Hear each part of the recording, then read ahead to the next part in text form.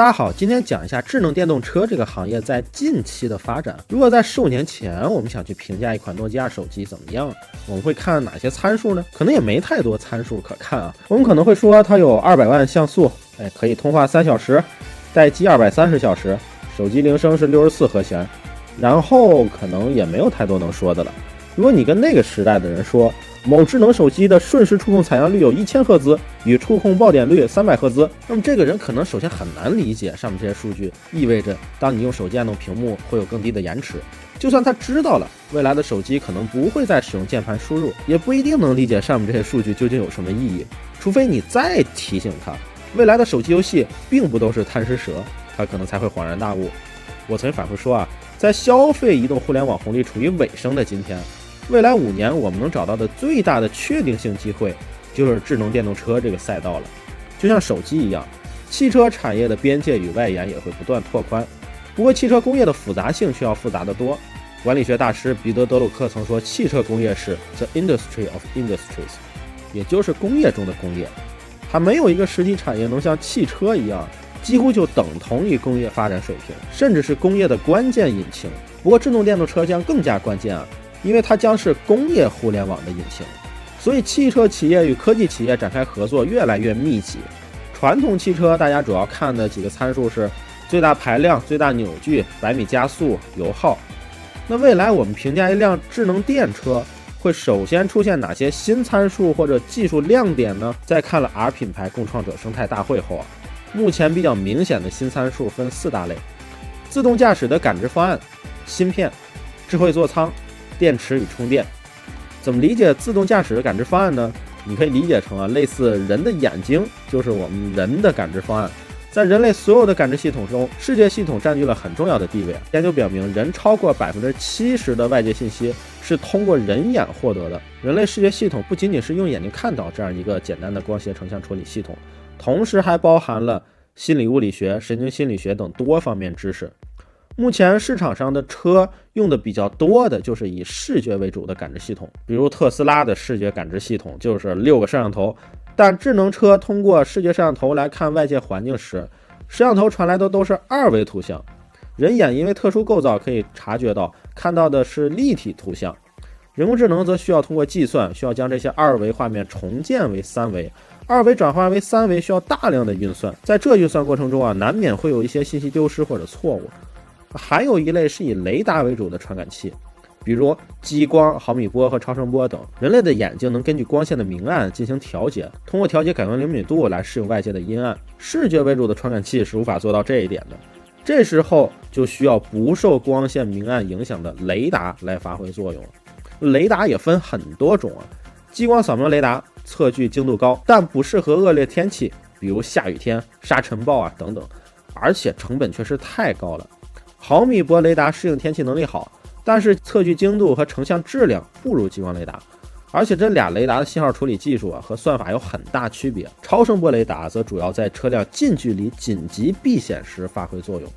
但是所有的主动型传感器都存在一个问题，在车辆行驶过程中会因为车辆自身的震动使得对物体的距离测量不连续，可能会虚报障碍物导致自动驾驶车速变慢。如果能够融合多种感知体系，那就能做到具备全天候、全场景、超视距、多维度的感知能力。R 汽车融合了6种方案，具体包括激光雷达、4D 成像雷达、视觉摄像头、超声波雷达、高精地图、5G V2X。 它们的 Premium 4D 成像雷达能做到140米以外的可乐罐可以直接探测到。4D 雷达把雷达技术与超高分辨率的成像技术结合在一起，就好比近视眼在开车的时候戴上了眼镜，一下子就能看距离更远了。第二个是芯片，芯片至于自动驾驶就好比大脑至于视觉系统，而算法则好比人眼系统中的视觉内在推导机制。在通过各种传感器获取车辆周围环境之后算法根据传感器采集到的信息和芯片中的记忆信息来提取有效信息，模仿人类的视觉系统，筛选重点信息进行处理。好的算法不仅更精确，还能有效提高处理速度。传感器当然是越多越好，但结合实际情况还要考虑到算法和芯片。传感器太多，芯片算力不够；反之，芯片越强大，支持的传感器方案也就越多，包括对物体的运动轨迹做出预判，还能不遗漏高危障碍物。再比如对和天空颜色融为一体的车辆的识别，较远距离的小石子的识别等等。再结合车辆的位姿及状态、周围交通标志及交通信号、车辆周围障碍物以及车辆行驶路面的交通状况进行计算分析。此外，准确的定位和路径规划也是保证其按正确路线完成高效自动驾驶关键。Artect 发布会主要是面向产业界的，以上品牌都将与他们展开非常深度的合作。在此背景下，预计2022年推出的 R 汽车 ES33 自然是集合上述各个领域大佬的力量。第三个就是我们刚刚提到的智慧座舱了。R 汽车的理念是他们会有一个全站软件平台，通过 AIoT 硬件即插即用。R 汽车打造下一代智能车，能够做到各种 AIoT 智能硬件随时拓展升级，让用户能够像大乐高一样玩车。也提出了汽车版的 Minecraft 这个口号啊，目标就是将智舱的定力权交还给用户，配以智能引擎，提供个性化、定制化的订阅式服务啊。例如你完全可以想象飞机驾驶舱一样的沉浸式智能座舱。最后就是电池与充电。R 汽车也做了蛮多有意思的探索，比如未来落地2分钟快速换电任务，以及在一线、新一线城市先于中心城区的用户在1公里的范围之内建造公共充电桩，以及正在探索为用户打造自动补给的机器人，方便用户家电，用户再也不用担心小区有没有充电桩了。